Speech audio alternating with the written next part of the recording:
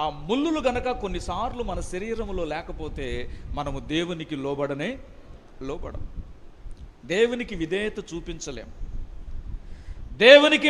దేవుని మాటలకు లోబడలేం. అందుకని కొన్నిసార్లు ప్రభు మన శరీరంలో రోగము అనే కొన్ని రకాల ముళ్ళను ప్రభు పెడతాడు. ఆ రోగాలతో కొన్నిసార్లు మనం ముందుకు సాగిపోవలసి ఉంది. అట్లాంటి క్షీణత ఆసాపుకు వచ్చిందంట. మరి ఏ బలహీనతో రాయబడల, ఏ రోగమో రాయబడల, ఒకటి మాత్రము వాస్తవం, నా శరీరము క్షీణించిపోవచ్చున్నది అంటున్నాడు. ఆసాపు శరీరం ఏమైపోతుందంట?